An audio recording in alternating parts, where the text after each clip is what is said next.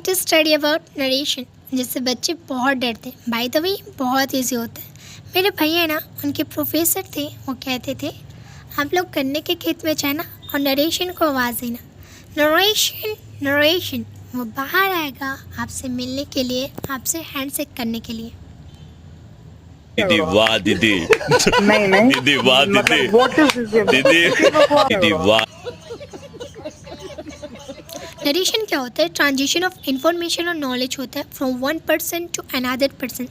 जैसे आप अपने फ्रेंड्स को नरेट करते हो कि आपने क्या क्या किया, अपने पेरेंट्स को नरेट करते हो कि आपने स्कूल में क्या क्या स्टडी किया, अपने टीचर्स के बारे में बताते हो। डिपेंड आपके ऊपर करता है कि आप अच्छी बात बताते हो कि बुरी बात बताते हो अपने टीचर्स के बारे में। और स्कूल में आप लोग अपने टीचर से मार खाते होंगे, उसे कौन ही बताता होगा? जो बताता है फिर तो महान इंसान है। आप इसे बैक बैटिंग से याद कर सकते हो। बाय द वे केवल गर्ल्स बस चुगली नहीं करती, बॉयज़ बहुत ज़्यादा करते हैं, लेकिन उनमें टीम वर्क होता है जो कि गर्ल्स में नहीं होता, इस कारण उनका नाम नहीं आता। अब इसके टू टाइप्स हैं, आपका डायरेक्ट स्पीच और इनडायरेक्ट स्पीच। सबसे पहले हम डायरेक्ट स्पीच देखेंगे, उसके बाद indirect speech. So direct speech में होता क्या है, इसमें पर्सन का एक्चुअल वर्ड होता है। जो आप इन्वर्टेड कॉमा के अंदर देख रहे हो ना, वो पर्सन का एक्चुअल वर्ड है। इसे हम रिपोर्टेड स्पीच बोलते हैं। जो सेड है इसे हम रिपोर्टिंग वर्ब बोलते हैं। इसमें ही चेंजेस आते हैं जब हम लोग डायरेक्ट से इनडायरेक्ट में चेंज करते हैं। इसमें कोई एक्स्ट्रा वर्ड मिर्च मसाला नहीं होता। जैसे आप अपने फ्रेंड्स को बताते हो ना, अरे यार तेरे बारे में ऐसा बोल रही थी, जो आप एक्स्ट्रा डाल डाल के बताते हो ना, वो आपका इनडायरेक्ट स्पीच होता है। फर्स्ट पर्सन सेकंड पर्सन को थर्ड पर्सन के बारे में बता रहे कि बहुत डफर और लूज़र है। चलो भाई देखो अपने क्या। अब हम आगे देखेंगे कि इनडायरेक्ट में क्या होता है। इनडायरेक्ट स्पीच में क्या होता है, इसमें पर्सन का एग्जैक्ट वर्ड्स यूज़ नहीं होता। जैसे कि आप एग्जांपल देखिए, she will say to me I need your help, she will tells me that she needs my help. आपने देखा आई के जगह सी यूज़ हुआ है, आपका से के जगह टेल्स यूज़ हुआ है, तो इसमें बहुत सारे चेंजेस आते हैं। स्टेप वाइज हम देखेंगे। जो मैं मिर्च मसाले की बात कर रही थी ना, वो इसी में ही होता है। अब हम देखेंगे सेकंड पर्सन जाके थर्ड पर्सन को बताया कि फर्स्ट पर्सन उसके बारे में क्या बोल रहा था, लेकिन इसने बैड बॉय यूज़ किया जो कि फर्स्ट पर्सन नहीं किया था। लेकिन थर्ड पर्सन का रिप्लाई क्या होता है, I don't care what people say about me, I love my self. और हमें भी थर्ड पर्सन की तरह थिंकिंग रखनी चाहिए, क्योंकि लोगों का काम ही होता है कहना किसी ने क्या खूब कहा है। जिन लोगों पर दुनिया हसीना, उन लोगों ने ही इतिहास रचा है। किसी ने क्या खूब लिखा है, तू अपनी खूबियाँ ढूंढ, खामियाँ निकालने के लिए लोग हैं ना। अगर कदम रखना ही है तो आगे रख, पीछे खींचने के लिए लोग हैं ना। तू अपने अंदर जुनून की चिंगारी भड़का, जलने के लिए लोग हैं ना। तो कुछ करके दिखा इस दुनिया को, तू कुछ करके दिखा इस दुनिया को, तालियां बजाने के लिए लोग हैं ना। So don't care what people say about you. Reporting verb, ये वर्ब होता है जो इन्वर्टेड कॉमा के बाहर होता है। जैसे आपका सेज होगा, सैड होगा, सैड टू होगा, ये आपका रिपोर्टिंग वर्ब होगा। और रिपोर्टेड स्पीच जो इन्वर्टेड कॉमा के अंदर रहता है ना, हम इसे रिपोर्टेड स्पीच बोलते हैं। और रिपोर्टिंग वर्ब और रिपोर्टेड स्पीच, इसमें ही चेंजेस होते हैं जब हम लोग डायरेक्ट से इनडायरेक्ट में चेंज करते हैं। सबसे पहले हम काइंड ऑफ सेंटेंसेस से स्टार्ट करेंगे। पहले देखते हैं कि क्या क्या चेंजेस होते हैं इसमें। आपका रिपोर्टिंग वर्ब में चेंजेस होता है, इन्वर्टेड कॉमा रिमूव होता है, उसके जगह कंजक्शन यूज़ होता है, टेंस में चेंजेस होते हैं, प्रोनाउंस में आपका चेंजेस होगा जब किसके रिपोर्टेड स्पीच के में आपका एडवर्ब टाइम्स और एडवर्ब प्लेसेस में चेंजेस आते हैं। तो इसमें बहुत से चेंजेस आते हैं जब हम लोग डायरेक्ट से इनडायरेक्ट बनाते हैं। तो सबसे पहले हम kind of sentence affirmative sentence से स्टार्ट करते हैं। ये क्या होता है, ये सिंपल सेंटेंसेस होते हैं जिसमें हम कंजक्शन दैट यूज़ करते हैं। और रिपोर्टिंग वर्ब हम सेज के जगह टेल्स यूज़ करते हैं। आपका सेड का सेड रहता है, सेड टू के जगह हम टोल्ड यूज़ करते हैं। अगर रिपोर्टिंग वर्ब प्रेजेंट टेंस या फ्यूचर टेंस में रहा तो इसमें कोई चेंजेस नहीं होगा रिपोर्टेड स्पीच के टेंस में। जैसे कि आप एग्जांपल देखिए, she says me you are lucky boy, she tells me that I am lucky boy. जैसा कि आपने देखा प्रेजेंट टेंस का प्रेजेंट टेंस ही रहा, लेकिन इसके प्रोनाउंस में चेंजेस हुए, आपका यू के जगह आई चेंजेस हुए। अब हम लोग जो है इंट्रोगेटिव सेंटेंस करेंगे।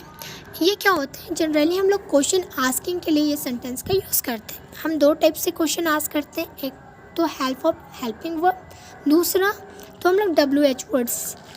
सो हेल्पिंग वर्ब और WH वर्ड्स इन दोनों में ही कंजक्शन आपका डिफरेंट यूज़ होगा, लेकिन रिपोर्टिंग वर्ब जो है सेम यूज़ होगा, आपका आस्क्ड या इंक्वायरीड। हेल्पिंग वर्ब में इफ़ और वेदर का यूज़ होता है कंजक्शन, मोस्टली इफ़, लेकिन वेदर का रेयर होता है। और WH वर्ड्स में कंजक्शन यूज़ नहीं होता। जैसे एग्जांपल देखिए, I said to him, do you solve this question? I asked him whether he solved that question. जैसा कि आपने देखा आपका इसमें टेंसेस में चेंज हुआ है, प्रेजेंट टेंस पास्ट टेंस में हुआ है, आपके सेड टू के जगह आस्क्ड यूज़ हुआ है, कंजक्शन आपका वेदर यूज़ हुआ है। तो इसमें बहुत से चेंजेस होते हैं और हम लोग देखेंगे अलग अलग सेंटेंसेस में होता क्या है। जैसे कि आप स्कूल में आपके टीचर क्वेश्चन आस्क करते ही होंगे, तो प्लीज़ कमेंट करके बताएं कि आप लोग कितने लोग मार खाए। बाय द वे, मैं 5th क्लास में बहुत मार खाई हूँ अपने असिस्टेंट टीचर से। मैं पढ़ के नहीं जाती थी, वो भी 2 to 3 पेज हिस्ट्री सब्जेक्ट कौन पढ़ के जाता, ना बाबा ना। इम्प्लीमेंटिव सेंटेंस ये एक्सप्रेस करते हैं आपके सजेशन, एडवाइस, ऑर्डर। इसमें आपका कंजक्शन टू और नॉट टू यूज़ होता है, और रिपोर्टिंग वर्ब आपका एडवाइस, ऑर्डर, सजेस्टेड यूज़ होता है। एग्जांपल देखिए, the father said to his son don't waste your time, the father forbade his son to waste his time. हम लोग निगेटिव के लिए हम फॉरबेड का यूज़ करते हैं। जैसे कि भाई बहन से रिक्वेस्ट कर रहे हैं वाटर के लिए, अगर बहन जाके किसी और को बताए तो आपका नरेशन हो जाएगा। ऑब्जेक्टिव सेंटेंसेस में क्या होता है, इसमें आपका विश और प्रेयर होता है, इसमें कंजक्शन दैट यूज़ होता है। जैसे कि एग्जांपल देखिए आप, Ram said to me may you live long, Ram wish to me that I might live long. जैसे मे के जगह माइट हुआ है, आपके यू के जगह आई हुआ है, सेड टू के जगह विश्ड और प्रेयर यूज़ होता है, और इसमें कंजक्शन दैट यूज़ हुआ है।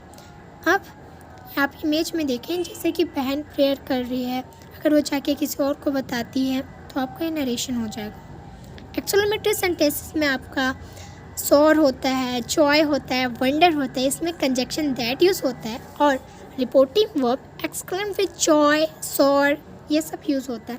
एग्जाम्पल देखिए, Sachin said to the player, "Hooray, we have won the match." Sachin exclaimed with joy that he had won the match. जैसा कि आपने देखा सेड टू की जगह आपका exclaimed with joy यूज़ हुआ है। जैसे ये भाई बहुत ज़्यादा खुश लग रहे हैं, लगता है इन्हें न्यू कार मिल गई, लंबरगिनी। ये आपका रिमेम्बरिंग बॉक्स है। असर्मेटिव में आपका टोल्ड, टेल्स या सेड होगा, कंजक्शन दैट यूज़ होगा। इंट्रोगेटिव में आप आस्क्ड या इंक्वायरीड यूज़ होगा, conjunction if, whether, WH words use होगा। इम्परेटिव सेंटेंसेस में आपका रिक्वेस्टेड, ऑर्डर यूज़ होगा, आपका कंजक्शन टू और नॉट टू यूज़ होगा। ऑप्टेटिव में आपका विश्ड या प्रेयर्ड यूज़ होगा, या फिर इसमें दिया वो यूज़ होगा, और कंजक्शन दैट यूज़ होगा। एक्सक्लेमेटिव में आपका exclaim with Joy, conjunction that.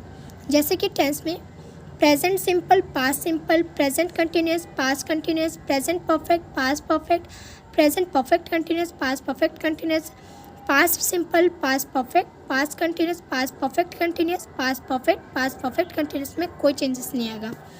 Can का कुड होगा, मे का माइट होगा, सेल का शुड होगा, विल का वुड होगा, इसमें चेंजेस होते हैं। हम लोग एग्जाम्पल्स देखेंगे। जैसे कि आप एग्जाम्पल देखिए, I play football. He said that he played football. जैसे कि आपने I के जगह he यूज़ किया है, play के जगह played यूज़ हुआ है, तो प्रेजेंट सिंपल, पास्ट सिंपल में चेंजेस हुआ है, और आपका कंजक्शन दैट यूज़ हुआ है। तो ऐसे बहुत से चेंजेस होते हैं अकॉर्डिंग टू द टेंसेस में। कि कौन सा टेंस किस में चेंजेस होगा। उसके बाद हम लोग प्रोनाउंस का देखते हैं। अगर रिपोर्टेड स्पीच का सब्जेक्ट फर्स्ट पर्सन रहा तो वो रिपोर्टिंग वर्ब का सब्जेक्ट के अकॉर्डिंग चेंज होगा। अगर सेकंड पर्सन रहा तो उसके ऑब्जेक्ट के अकॉर्डिंग चेंज होगा। अगर थर्ड पर्सन रहा तो उसमें कोई चेंजेस नहीं आएगा। आप इसे 1 2 3 और सन से याद कर सकते हो। उसके बाद हम देखेंगे कि इसमें प्रोनाउंस कैसे कैसे चेंज होते हैं। जैसे आई के जगह आपका ही और सी हुआ है, यू के जगह ही सी दे यूज़ हुआ है, वी के जगह दे यूज़ हुआ है, माई का हीज और हर यूज़ हुआ है, मी का हिम और हर यूज़ हुआ है, आवर का देयर, योर का हिज हर देयर, अस का दैम, माई सेल्फ का himself herself, ourselves का दैम सेल्फ्स। अब हम लोग आगे क्वेश्चन करते हैं, एग्जाम्पल देखते हैं जिससे आपको बेटर अंडरस्टैंडिंग हो जाए। जैसे कि example, I said to Ram, you can measure. I told Ram that he could measure. जैसा कि मैंने आपको बताया था कि can के जगह could यूज़ होता है, जैसे आपका कंजक्शन that यूज़ हुआ। अब एडवर्ब ऑफ टाइम और एडवर्ब प्लेसेस में क्या क्या चेंजेस होते हैं। जैसे कि एग्जांपल, कम का गो हुआ है, नाउ का दैन हुआ है, एगो का बिफोर हुआ है, हियर का दियर हुआ है, आपका टुडे का दैट डेट हुआ है, टू नाइट का दैट नाइट हुआ है, टुमारो का द नेक्स्ट डे हुआ है, यस्टरडे का द प्रीवियस डे हुआ है, आपका नेक्स्ट ईयर का द अपकमिंग ईयर हुआ है, दिस का दैट हुआ है, थर्स का सो हुआ है। अब ये इमेज देखिए, मैं आगे बताती हूँ लिमिटेशन ऑफ नरेशन क्या होते हैं। जैसे पहला तो इसके लिए 2 सेंटेंसेस का रिक्वायरमेंट होता है और ये चेंज होता है fixed parameter according to the speaker. और इंफॉर्मेटिव सेंटेंसेस हमेशा प्रेजेंट टेंस में रहेगा। अगर reported speech historical, habitual facts और यूनिवर्सल ट्रूथ को बताएगा तो इसमें टेंस में कोई चेंजेस नहीं होगा। जैसे आप एग्जांपल देखें, the teacher said India got freedom इन 1947। आपने देखा कि उसमें एज इट इज़ रहा, उसमें कोई चेंजेस ना, कंजक्शन बस यूज़ हुआ that. Don't say that's doing better than you, beat your own records every day, because success is a fight between you and yourself, not with others. So never compare yourself with others, because you are a precious diamond that do not have any price. You are priceless. Don't think that you can do nothing. You can do everything. Any question? Thanks for watching. Please like, subscribe and comment.